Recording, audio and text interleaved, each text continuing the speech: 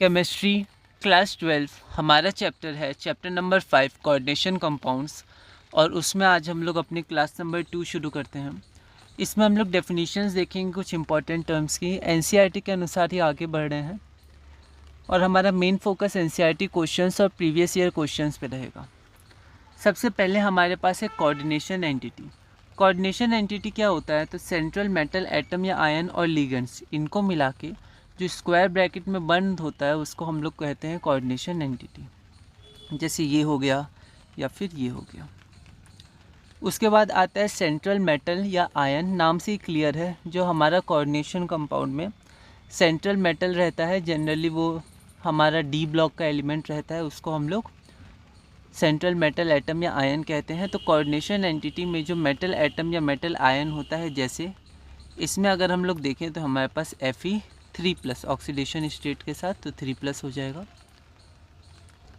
उसके बाद ligands. Ligands क्या होते हैं? तो जो सेंट्रल मेटल या आयन हमारे पास होता है, तो सेंट्रल मेटल या आयन में जो आयन्स या मॉलिक्यूल्स बाउंड होते हैं, मतलब जो उसके संग बॉन्ड बनाते हैं, उन्हें हम लिगेंड्स कहते हैं। लिगेंड्स स्मॉल आयन्स या मॉलिक्यूल्स भी हो सकते हैं या बहुत लार्ज मैक्रो मॉलिक्यूल्स हो सकते हैं, जैसे प्रोटीन्स। तो अगर इसमें देखें जो CN6 है, CN-, तो ये Fe मतलब सेंट्रल मेटल एटम के संग बॉन्ड बना रहा है, तो यहाँ पर CN- हमारे पास लिगेंड हो गया। ठीक है।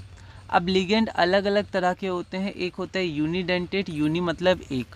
तो जब लिगेंड मेटल एटम से सिंगल डोनर एटम, मतलब जो मेटल एटम हमारे पास होता है उससे single donor atom, donor atom मतलब जो लिगेंड हमारे पास होता है उसके अंदर एक एटम होता है जो बॉन्ड बनाता है। सब बॉन्ड नहीं बनाते हैं। जैसे अगर हम H2 में देखें तो यहाँ पर O इलेक्ट्रॉन पेयर देता है और बॉन्ड बनाता है। NH3 में ये जो N है वो डोनर एटम हो गया, N बॉन्ड बनाता है। और Cl- में तो Cl ही बनाता है। तो जो एक ही डोनर एटम से बॉन्ड बनाते हैं उसको यूनिडेंटेट कहते हैं। डाइडेंटेट, डाई मतलब होता है दो। जब लिगेंड एक साथ मेटल एटम से दो डोनर एटम से बॉन्ड बनाते हैं, जैसे देखिए एक होता है इथेन 1,2 डाईअमीन, इसको EN भी बोलते हैं, EN। तो यहाँ पर ये पूरा ये मॉलिक्यूल होता है इथेन 1,2 डाईअमीन। तो यहाँ पर ये क्या करता है, एक इसके पास N एटम है जिसके पास लोन पेयर है, और यहाँ पर भी एक N है, 2 N है। तो ये मेटल से एक साथ दो बॉन्ड बनाता है, तो इसको हम लोग डाइडेंटेट कहते हैं। इसका डेफिनेशन और एग्जांपल भी पूछा हुआ है, इसी साल पूछा था, देखेंगे। ऑक्सिलेट होता है C2O4 2-, तो यहाँ हो गया ये C2O4 2-। तो यहाँ पर दो डोनर एटम हो गए O-, तो ये मेटल के संग बॉन्ड बनाते हैं।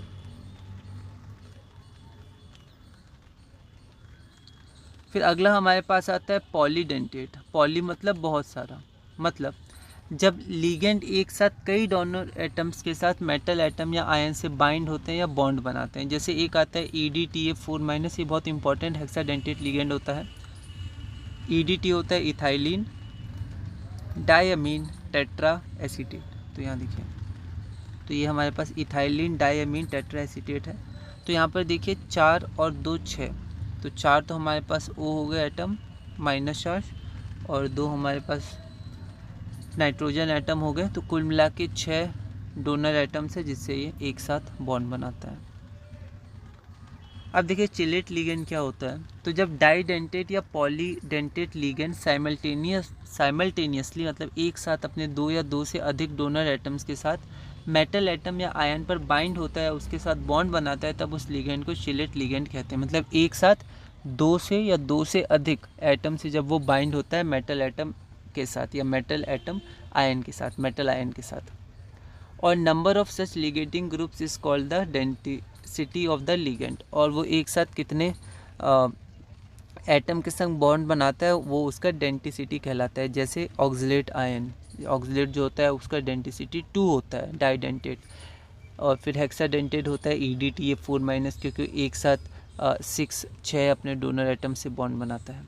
तो डेंसिटी होता है कि एक समय में कितने डोनर एटम के साथ वह लिगेंड मेटल आयन से जुड़ा है। ठीक है। तो ये कॉम्प्लेक्सेस को हम लोग चिलेट कॉम्प्लेक्सेस कहते हैं, और ये ज़्यादा स्टेबल होते हैं उन कॉम्प्लेक्सेस से जो यूनिडेंटेड लिगेंड से जुड़े हैं, ठीक है।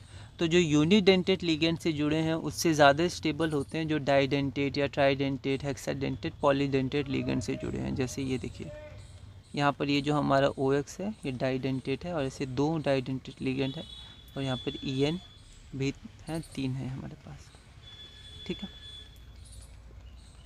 चलिए अब हम लोग आगे बढ़ते हैं। आगे हमारे पास है एम्बीडेंटेड। देखिए एम्बीडेंटेड क्या होता है, तो एम्बीडेंटेड लिगेंड वो लिगेंड होते हैं जिनके पास 2 अलग अलग डोनर एटम्स मतलब जो इलेक्ट्रॉन पेयर्स देते हैं, बॉन्ड बनाते हैं, तो 2 अलग अलग डोनर एटम्स तो होते हैं, लेकिन जब ये मेटल आयन से जुड़ते हैं तो एक बार में एक ही डोनर एटम से बॉन्ड बनाते हैं।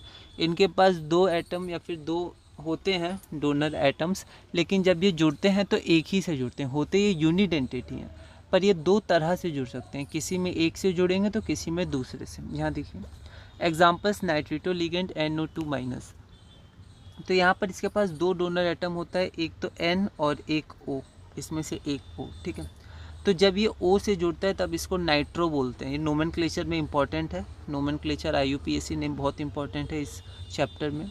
तो जब ये N से जुड़ता है तब उसको हम लोग नाइट्रो बोलते हैं। तो जब डोनर एटम N होता है, जैसे यहाँ पर जब सिर्फ NO2 लिखा है, मतलब ये जो NO2 जुड़ा है ये N से जुड़ा है, पहले N लिखा हुआ है, N है मेटल की तरफ, और जब ONO लिखा हो, ठीक है, तब ये होता है नाइट्रेटो। जब डोनर एटम O हो तो इसको NO2 नहीं लिखते, ONO लिखते हैं, मतलब ये O से जुड़ा हुआ है, ठीक है। उसी तरह एक आता है थायोसाइनेट लिगेंड SCN-, सल्फर को कर बाय थायो भी हम लोग लिखते हैं। तो एक होता है थायोसाइनेटो, जब ये S से जुड़ता है, जब S यहाँ पर डोनर एटम होता है, तो जब सल्फ़र S मेटल से जुड़ता है, ठीक है, जैसे यहाँ पर FeSCN और 2+ है, तो यहाँ पर ये S जुड़ा हुआ है Fe से। और एक होता है आइसोथायोसाइनेटो, जब N, क्योंकि SCN में एक N भी होता है जिसके पास लोन पेयर होता है और वो भी जुड़ सकता है, ठीक है। तो यहाँ पर जो हमारे पास N है तो उसके पास भी इलेक्ट्रॉन पेयर होता है। तो जब नाइट्रोजन N मेटल से जुड़ता है तब उसको बोलते हैं आइसोसायानेटो। उसके बाद हमारे पास आता है साइनाइड लिगेंड, तो साइनाइड CN- होता है। तो जब C से जुड़ा है तब वो उसको बोलते हैं हम सायनो, जब बॉन्ड C द्वारा बनाया गया है। और एक आता है आइसोसायनो NC, जब बॉन्ड N द्वारा बनाया गया है। तो यहाँ देखिए नाइट्रेटो, ये मेटल है तो N बना रहा है बॉन्ड, कोऑर्डिनेट बॉन्ड, नाइट्रेटो N बोलते हैं इसको। नाइट्रेटो O या ONO, तो इसको सिर्फ नाइट्रो भी आप बोल सकते हैं, नाइट्रेटो के बाद N भी लगा दीजिएगा, नाइट्रेटो O मतलब O से जुड़ा हुआ है। उसी तरह थायोसाइनेटो जब S से जुड़ा है, और आइसोथायोसाइनेटो जब हमारा N से जुड़ा है। तो या तो आप इसको आइसो लिख दीजिए या थायोसाइनेटो N लिख दीजिए, या सिर्फ आइसोथायोसाइनेटो लिख दीजिए। अगर आपको सिर्फ थायोसाइनेटो लिखना है तो आपको N भी लिखना होगा, जैसे यहाँ लिखा हुआ है, और यहाँ पर आपको S लिखना होगा। तो अलग अलग तरह से नाम आप दे सकते हैं। अगला हमारे पास आता है coordination number. Coordination number important है, पूछा भी गया है। तो the number of ligand donor atoms to which the metal is directly bonded. तो जितने हमारे पास लिगेंड होते हैं, तो यहाँ पर Ni जो हमारा सेंट्रल मेटल एटम या आयन है उसके संग 4 जुड़े NH3, तो कोऑर्डिनेशन नंबर 4 हो गया। अब देखिए यहाँ पर En कितना है, तो हमने En हमें पता है कि En डाइडेंटेट होता है, तो एक साथ 2 हमारे पास बॉन्ड बनाता है, ठीक है। और यहाँ पर 3 En है, तो 3 2 6, तो कोऑर्डिनेट नंबर 6 होगा। मतलब हमें लिगेंड डोनर एटम गिनने हैं, ठीक है। तो NH3 में सिर्फ N है, एक NH3 में एक ही एटम है N जो जुड़ा है, तो 4 NH3 में 4 डोनर एटम हो गए। लेकिन अगर हम लोग En की बात करें तो एक En में 2 डोनर एटम होते हैं, तो 3 En में 3 2 6 हो जाएंगे, तो कोऑर्डिनेशन नंबर 6 हो जाएगा। En डाइडेंटेट होता है। अब कोऑर्डिनेशन नंबर के लिए हम लोग सिर्फ सिग्मा बॉन्ड को गिनते हैं, पाई बॉन्ड को नहीं गिनते हैं, ठीक है। उसके बाद आता है कोऑर्डिनेशन स्फीयर। तो सेंट्रल मेटल एटम या आयन और लिगेंड्स, इनको मिला के कोऑर्डिनेशन स्फीयर पूरा बनता है, ठीक है। तो the ionisable groups are written outside, तो ये पूरा हो गया कोऑर्डिनेशन स्फीयर। और इसकी वैलेंसी को पूरी करने के लिए जो आयंस बाहर होते हैं उसको हम लोग बोलते हैं काउंटर आयंस, ठीक है। ये प्राइमरी वैलेंसी को पूरी करते हैं, है ना। मतलब ये मेटल की नहीं करेंगे क्योंकि मेटल खुद पॉजिटिव होता है और ये भी पॉजिटिव है, लेकिन ये पूरा जो कोऑर्डिनेशन स्फीयर है इसकी जो वैलेंसी आएगी उस वैलेंसी को ये काउंटर आयंस पूरा करते हैं। मतलब कॉम्प्लेक्स एनायन हो गया यहाँ पर, तो कॉम्प्लेक्स कैटायन है एनायन है, ठीक है। प्राइमरी वैलेंसी क्या होती है ये सब हमें ध्यान रखना है। तो कोऑर्डिनेशन स्फीयर ये वाला हिस्सा हो गया।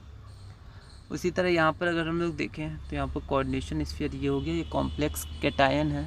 कॉम्प्लेक्स पे कैटायन मतलब प्लस चार्ज आएगा, यहाँ कॉम्प्लेक्स पे नेगेटिव चार्ज आ रहा था।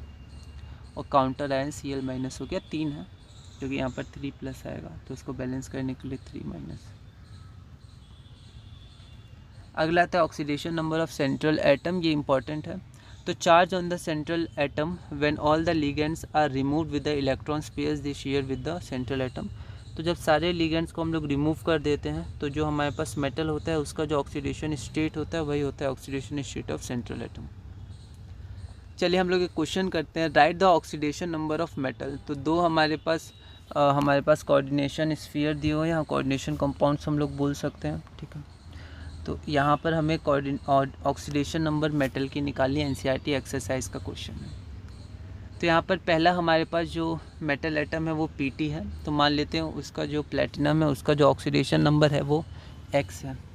तो यहाँ पर X लिख देंगे। अब 4 Cl है, एक Cl पे -1 चार्ज होता है, तो 4 Cl पे -2 होगा इक्वल टू टोटल चार्ज कितना है हमारे पास 2 माइनस है तो -2। बस X को सॉल्व करेंगे, X की वैल्यू +2 आ जाएगी। तो मेटल है तो पॉजिटिव में रहेगा उसका ऑक्सीडेशन नंबर, तो oxidation number of platinum is +2। अगला हम लोग देखते हैं, तो यहाँ पर अगर आप देखिए तो यहाँ पर चार्ज 0 है, मतलब यहाँ पर न्यूट्रल है, यहाँ पर कुछ है नहीं, तो इक्वल टू 0 करेंगे। इसको हम लोग मान लेंगे X। अब NH3 न्यूट्रल लिगेंड होता है तो +3 × 0 0, और एक Cl पे -1 होता है तो -3, तो X - 3 = 0, तो X की वैल्यू 3 आ जाएगी। तो यहाँ पर हम लोग देखें तो let the oxidation number of chromium be X, तो X + 0 + 3 × -1, एक Cl का -1 तो 3 का -3, तो X - 3 = 0, सो X = +3। तो oxidation number of Cr chromium हमारे पास +3 हो गया। अगला हमारे पास आता है होमोलेप्टिक कॉम्प्लेक्स। देखिए होमो मतलब सेम, लेप्टिक लिगेंड बोल सकते हैं। तो जब लिगेंड्स जो अटैच होते हैं वो सारे सेम है, तो जितने भी लिगेंड अटैच होते हैं सेंट्रल मेटल एटम या आयन से वो सब सेम हो, और हेट्रो मतलब अलग अलग, तो अलग अलग हो तो हेट्रोलेप्टिक कॉम्प्लेक्स। एक क्वेश्चन आया है इसी साल 2026 में, क्वेश्चन है which of the following is heteroleptic complex. Heteroleptic कौन है एक बार आप ट्राई करिए। तो यहाँ पर देखिए NH3 सब NH3 है तो होमोलेप्टिक, सब NH3 है सब H2O है 6 के 6 तो होमोलेप्टिक। यहाँ पर देखिए 4 NH3 है 2 Cl है, अलग अलग लिगेंड है, तो आंसर D हो जाएगा। अगला क्वेश्चन हमारे पास है डिफाइन कोऑर्डिनेशन नंबर 2026 1 मार्क। तो मार्किंग स्कीम के अनुसार ही मैंने लिखा है, the coordination number of a metal ion in a complex can be defined as the number of ligand donor atoms. तो कितने लिगेंड के डोनर एटम्स है, लिगेंड नहीं, लिगेंड के डोनर एटम्स को हम लोग गिनते हैं। तो सिर्फ En को नहीं गिनेंगे, En के पास 2 डोनर एटम है तो इंटू 2 करेंगे। अगर 3 En है तो 3 × 2 = 6 कोऑर्डिनेशन नंबर होगा। तो हम लोग गिनते हैं number of ligand donor atoms to which the metal atom या आयन इज डायरेक्टली बॉन्डेड। अगला क्वेश्चन है define dentate ligand given example, ठीक है। 2026 1 मार्क का क्वेश्चन है। तो यहाँ मार्किंग स्कीम से ही लिखा है कि when the ligand binds through 2 donor atoms the ligand is said to be didentate. 2 donor atom से वो बाइंड करता है साइमल्टेनियसली, जैसे C2O4 2- या आप En भी लिख सकते हैं, ठीक है। Any other example. अगला हमारे पास है the oxidation state of cobalt in this complex. तो ये हमारे पास है, इसमें कोबाल्ट का हमें ऑक्सीडेशन नंबर चाहिए, एक बार आप ट्राई करिए। अब यहाँ पर आप थोड़ा ध्यान दीजिएगा कि यहाँ पर जो कोबाल्ट है उसको हम लोग X मान लेते हैं ऑक्सीडेशन नंबर। तो हम क्या करते हैं, या तो आप पूरा सब मिला के 0 कर सकते हैं, या आप ऐसा सोच सकते हैं कि यहाँ पर जो हमारे पास काउंटर आयन है SO4, एक SO4 सल्फेट का -2 होता है तो यहाँ -6, मतलब ये -6 है। -6 का ज़रूरत क्यों पड़ा, क्योंकि यहाँ पर +6 चार्ज हो रहा होगा, तभी +6 और ये सब मिला के -6, तो ये पूरा हमारा न्यूट्रल हो रहा है। तो यहाँ जो कॉम्प्लेक्स कैटायन है वो +6 पे है, ठीक है। तो ऑक्सीडेशन नंबर CO का हम लोग X मान लेते हैं। तो जो कॉम्प्लेक्स कैटायन है वो यहाँ +6 है। बस अब देखिए X है, यहाँ पर कितने CO हैं, 2 CO हैं तो 2X प्लस En हमारा न्यूट्रल होता है तो 2X + 0, और टोटल चार्ज है +6, तो 2X + 0 = +6, तो X = +3, option number A. Cobalt generally +2 या +1 स्टेट में रहता है, जब लिगेंड्स वगैरह होते हैं तो +3 वाला स्टेबल होता है, ठीक है। अगला हम लोग देखते हैं, अगला हमारे पास है question number 13। According to Werner's theory the primary valencies of the central metal atom. तो इसमें से क्या होगा 2026 1 मार्क, एक बार आप ट्राई करिए। तो जो एल्फ्रेड वर्नर थे जिन्होंने खोज की, उनके अनुसार जो प्राइमरी वैलेंसी होती है सेंट्रल एटम की are satisfied by neutral molecules और नेगेटिव आयंस। तो देखिए न्यूट्रल मॉलिक्यूल्स से तो सेटिस्फाई होंगे नहीं, क्योंकि पॉजिटिव में होते हैं तो नेगेटिव आयंस चाहिए, नेगेटिव काउंटर आयंस।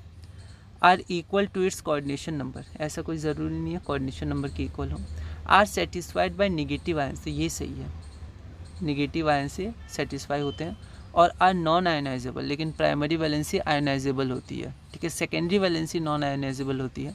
तो यहाँ पर हमारा ऑप्शन नंबर सी हो जाएगा। 2026 1 मार्क, ठीक है। तो ये सब आपको देखना है, कई बार एसेशन रीजन में भी ऐसे क्वेश्चन आ सकते हैं, कॉन्सेप्ट बेस्ड, थ्योरी बेस्ड। अगला क्वेश्चन हमारे पास है 2026 2 मार्क्स का। ये बी नंबर इसलिए लिखा क्योंकि यहाँ और क्वेश्चन था, एक ए का पार्ट और एक बी था और में, तो बी वाला पार्ट मैंने यहाँ लिखा है। 2 मार्क्स का क्वेश्चन है 2026। क्वेश्चन है define the following terms with a suitable example in each case, एम्बीडेंटेड ligand और डबल सॉल्ट। एक बार आप ट्राई करिए। तो मार्किंग स्कीम के अनुसार ही लिखा है मैंने। A ligand which has two different donor atoms and either of two donor atoms forms bond with the metal in the complex। तो दो डोनर एटम होते हैं लेकिन दोनों में से कोई एक, either of the two, है ना, होता है यूनिट एंटिटी है, इसलिए दोनों में से कोई एक बॉन्ड बनाते हैं। तो यहाँ पर आप तीन में से कोई भी एक एग्जांपल ले सकते हैं, HCN-, NO2- या CN-। अगला हमारे पास डबल सॉल्ट्स है। तो डबल सॉल्ट्स हमने थोड़ा सा डिस्कस किया भी था, जो पूरी तरह से टूट जाते हैं वाटर में, ठीक है, और स्टेबल जो सॉल्ट्स होते हैं मतलब स्टेबल जो कंपाउंड्स होते हैं उनके मिलने से बनता है एक निश्चित रेशियो में। तो double salts are made up of 2 और more stable compounds in a stoichiometric ratio, एक स्टोइचियोमेट्रिक रेशियो में। या तो आप ये लिखिए, यहाँ पर स्लैश है, तो मार्किंग स्कीम में दिया था, या आप ये लिख सकते थे, in water double salts completely dissociate into simple ion. Simple ions में ये सॉल्ट्स डिसोशिएट हो जाते हैं। यहाँ पर 2 एग्जांपल है, तो 2 में से आप कोई भी चुन सकते हैं, कोई और एग्जांपल भी दे सकते हैं, ठीक है। अगला क्वेश्चन हम लोग देखते हैं, question number 15। Name 2 coordination compounds which are important in biological systems and what is meant by chelate effect, given example. 2026 2 marks. मैं चुन के लाया हूँ, कई 3 क्वेश्चंस होते हैं, ए भी होते हैं, तो जो इस टॉपिक जो हमने अभी पढ़ा उससे रिलेटेड है, तो उसके अनुसार ये 2 क्वेश्चंस हैं 2026 में, 1-1 मार्क्स के, 2 मार्क्स के। एक बार आप ट्राई करिए। तो यहाँ पर अगर आप NCERT का पहला पेज ही पढ़ेंगे इंट्रोडक्शन में, तो वहाँ कुछ दिया हुआ है, कुछ इंपॉर्टेंट जो कंपाउंड्स हैं, जो कोऑर्डिनेशन कंपाउंड्स होते हैं, जो बायोलॉजिकल सिस्टम में एनिमल्स, प्लांट्स, इन सब के लिए ज़रूरी होते हैं। तो 2 हमें बताने हैं। तो एक हीमोग्लोबिन बहुत इंपॉर्टेंट है, क्लोरोफिल, विटामिन B12, और भी मार्किंग स्कीम में नाम थे, पर ये 3 काफ़ी हैं, आप 3 में से कोई भी 2 दे सकते हैं। अगला हमारे पास है what is meant by chelate effect, given example. तो हमने अभी देखा डाइडेंटेट, पॉलीडेंटेट जो होते हैं, जो एक साथ एक ही मॉलिक्यूल में अलग अलग डोनर एटम्स एक साथ बॉन्ड बनाते हैं, तो वो जो कॉम्प्लेक्स है उसको ज़्यादा स्टेबल करते हैं, तो उसको चिलेट इफेक्ट कहते हैं।